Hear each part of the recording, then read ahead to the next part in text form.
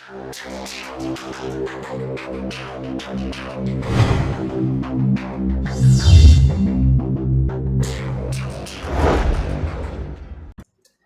वालेकुम, welcome to the movements of physics. My name is Mohammad Hasan. उम्मीद है आप खैरियत से होंगे। आज का हमारा टॉपिक है law of conservation of momentum. बहुत ही इंटरेस्टिंग टॉपिक है। आप पूरी वीडियो देखें और ज़रूर समझें, आपको फ़ायदा होगा। इससे पहले अगर आपने मेरे चैनल को सब्सक्राइब नहीं किया है तो ये राइट साइड पर सब्सक्राइब का बटन है, इस बटन को प्रेस करें ताकि आपको हर आने वाली वीडियो की अपडेट मिलती रहे। आपको इस टॉपिक को समझने से पहले कुछ टर्म समझ लेनी चाहिए, जैसे कि व्हाट इज़ कोलिजन। कोलिजन क्या होता है? An instance of one moving object or person striking violently against another. Collision क्या होता है? टकराव। जैसे कि आपको पता है कि टकराना, कि कोई भी चीज़ या कोई भी इंसान का टकराना एक दूसरे के अंदर, उसको हम क्या कहते हैं? कोलिजन कहते हैं। जैसे कि आप यहाँ देख सकते हैं कि ये दो बॉल के दरमियान कोलिजन हुआ है, उसके बाद दोबारा फिर कोलिजन हुआ है ब्राउन बॉल के साथ। ठीक है। और भी आप देख सकते हैं यहाँ पर, और भी एग्जांपल आप कंसीडर कर सकते हैं। जैसे कि आप बाज़ार में जा रहे हैं और आपकी किसी से टक्कर हो जाती है, तो वो भी क्या होता है? कोलिजन होता है। उसके बाद एक नेक्स्ट टर्म है हमारे पास, isolated system. What is isolated system? The system on which no external force acts is called isolated system. कि ऐसा सिस्टम जिस पर कोई एक्सटर्नल फोर्स ना लग रही हो, बल्कि उसके कॉन्स्टिट्यूएंट्स जो हैं वो आपस में एक दूसरे को फोर्स लगा लें, लेकिन उस पर हम एक्सटर्नल फोर्स ना लगाएं कोई। ठीक है ना? तो वो सिस्टम क्या कहलाता है? आइसोलेटेड सिस्टम कहलाता है। अब इसकी एक और डेफिनेशन के मुताबिक, a system in which constituents of the system exert force on each other but no external force acts on the system. ठीक है ना? कि ऐसा सिस्टम जिसके कॉन्स्टिट्यूएंट्स जो हैं वो एक दूसरे के ऊपर फोर्स लगा सकते हैं, लेकिन कोई एक्सटर्नल फोर्स ना लगे। जैसा कि आप ये देख सकते हैं कि ये बॉल्स एक दूसरे पर फोर्स लगा रही हैं, ना कि इस पर कोई एक्सटर्नल फोर्स एक्ट कर रही है। ठीक है ना? तो ऐसा सिस्टम हमारे पास क्या कहलाता है? Isolated system. दरअसल यहाँ पर मोमेंटम ट्रांसफ़र का प्रोसेस हो रहा है। हमारा मेन टॉपिक है कि मोमेंटम कंजर्व हो जाता है, law of conservation of momentum. तो इस फिगर में भी आप देख सकते हैं कि ये जो है मोमेंटम कंजर्व हो चुका है। अभी इस वक्त यहाँ पर मोमेंटम कंजर्व हो चुका है। अब हम चलते हैं टॉपिक की तरफ, तो अब आपको ज़्यादा समझ आ जाएगी। आइसोलेटेड सिस्टम आपने पढ़ लिया है। अब आइसोलेटेड सिस्टम में जब टोटल लीनियर मोमेंटम हमारे पास कंजर्व हो जाएगा, तब हम कह सकते हैं कि हमारे पास law of conservation of momentum complete हो गया है। ठीक है ना? In an isolated system total linear momentum of the system is conserve, जैसा कि मैंने कहा। अब हम इसकी एक्सप्लेनेशन करते हैं कि जैसे कि हम दो बॉल्स कंसीडर कर लेते हैं, उनका मैस m1 और m2 है। वो मूव कर रही हैं स्ट्रेट लाइन में। ठीक है ना? कुछ देर बाद वो कोलाइड करती हैं, यानी कि आपस में टकराती हैं। तो उनकी वेलोसिटीज़ v1 v2 से चेंज होकर v1 प्राइम और v2 प्राइम हो जाती है।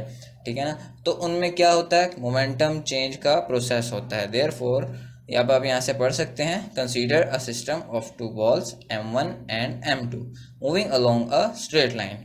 When balls collide each other, then velocities are changed from v1 and v2 to v1 prime and v2 prime respectively. Therefore, momentum of both balls are changed. तो हमारे पास यहाँ पर momentum change हो गया है दोनों बॉल्स का। देखते हैं कि कैसे चेंज होता है। अब आप यहाँ देख सकते हैं कि ये जो दो बॉल हमने कंसीडर की थी, ठीक है, ये मूव कर रहे हैं वेलोसिटी v1 और v2 से।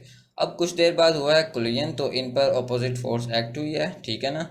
और हमारे पास इनके मैसेज क्या हैं? m1 और m2 हैं। और हम यहाँ देख सकते हैं कि आफ्टर कोलिजन इनकी वेलोसिटीज़ क्या हो गई? चेंज हो गई हैं, जैसे कि v1 prime and v2 prime. ठीक है ना? तो चेंज इन मोमेंटम क्या है हमारे पास? फर्स्ट बॉल के हिसाब से अगर हम देखें तो चेंज इन मोमेंटम है f cross t is equal to m1 v1 prime. इसमें से हम पहले वाली जो कोलिजन से पहले वाली पोजीशन है वो माइनस कर देंगे। ठीक है ना? यानी कि माइनस m1 v1। ये हमारे पास इक्वेशन नंबर 1 हो गई। अब change in momentum second ball, वो हमारे पास क्या होगी? यहाँ पर अब अपोजिट फोर्स एक्ट कर रही है, इसलिए दूसरी फोर्स का नाम हमने f प्राइम रख दिया है, मल्टीप्लाई t। ठीक है? इसमें क्या चेंज आया? m2 v2 prime minus m2 v2, और ये हमारे पास सेकंड इक्वेशन है। ठीक है? अब आप क्या करेंगे? इन दोनों इक्वेशंस को ऐड कर देंगे। ऐड करने के बाद आप देख सकते हैं कि यहाँ पर जो है टाइम जो है हमने कॉमन ले लिया है right hand left hand side पर। ठीक है। और राइट हैंड साइड पर आप देख सकते हैं कि मैंने एज इट इज़ उनको क्या कर दिया है, ऐड कर दिया है। पहले हमने प्राइम वाली टर्म्स लिख ली हैं, जैसे कि m1 v1 prime plus m2 v2 prime. उसके बाद हमने विदाउट प्राइम वाली टर्म्स वो माइनस हो रही हैं, तो हमने उनको माइनस कर दिया है, जैसे कि minus m1 v1 minus m2 v2। ठीक है ना। अब यहाँ पर देखा जाता है कि फोर्स जो है आपस में यहाँ पर ऑपोजिट्स हैं। ठीक है ना। तो एक्शन और रिएक्शन की वजह से हमारे पास वो दोनों फोर्सेस क्या हैं, इक्वल हैं। तो हम कह सकते हैं कि एफ प्राइम जो फोर्स है वो हमारे पास माइनस एफ के बराबर है। एक्शन और रिएक्शन की वजह से वो हमारे पास माइनस एफ के बराबर है। तो आप यहाँ पर अगर पुट करें तो हमारे पास ये f माइनस एफ हो जाएगा और फिर ये सारी टर्म हमारे पास ज़ीरो हो जाएगी। बाकी आप इसमें से क्या ले लेंगे, माइनस कॉमन ले लेंगे, तो हमारे पास ये टर्म आ जाएगी m1v1 प्लस m2v2। ठीक है। अब आप देख सकते हैं कि वो टर्म क्या हो गई, ये ज़ीरो हो गई है, बाकी एज इट इज़ आ गए हैं। ठीक है। अब आप यहाँ पर क्या करें कि ये जो माइनस वाली टर्म है, इस टोटल टर्म को आप उस तरफ ले जाकर प्लस कर सकते हैं। ठीक है ना। जैसे कि m1v1 प्लस m2v2 हमने ये क्या कर दिया, इस तरफ लाकर प्लस कर दिए हैं, और m1v1 prime plus m2v2 prime हमारे पास एज इट इज़ आ गया है। अब आप यहाँ देख सकते हैं कि हमारे पास बिफोर कुलयन एंड आफ्टर कुलयन जो मोमेंटम हमें मिला है वो आपस में क्या है, इक्वल है। हमने प्रूव कर दिया है। सो इसके क्या रिजल्ट हमारे पास शामिल हुए हैं, it shows that in an isolated system, linear momentum of the system before collision is equal to the momentum of the system after collision। कि इस आइसोलेटेड सिस्टम में जो लीनियर मोमेंटम हमारे पास कोलिजन से पहले और कोलिजन के बाद जो हमें मिला है वो क्या है, आपस में इक्वल है। ठीक है ना। और फिर दूसरा रिजल्ट हम ऐसे कह सकते हैं कि in an isolated system the change in linear momentum of the system is equal to zero. ये आप इस इक्वेशन में देख सकते हैं कि हमारे पास ये चेंज जो आया है, यानी कि m1v1 prime plus m2v2 prime minus m1v1 plus m2v2, ये देखें आप दरमियान में माइनस के साइन नज़र आ रहा है। तो इससे हमारे पास क्या आया है, चेंज आया है, और वो चेंज किसके बराबर है, आप यहाँ देख सकते हैं, ज़ीरो के बराबर है।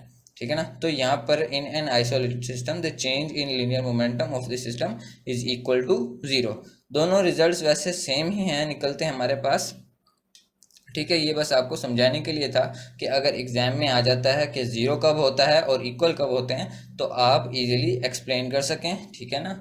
अब अगर आपके पास कोई क्वेश्चन है लॉ ऑफ कंजर्वेशन मोमेंटम को लेकर, तो आप कमेंट कर सकते हैं, मैं आपको ज़रूर क्लियर करूँगा।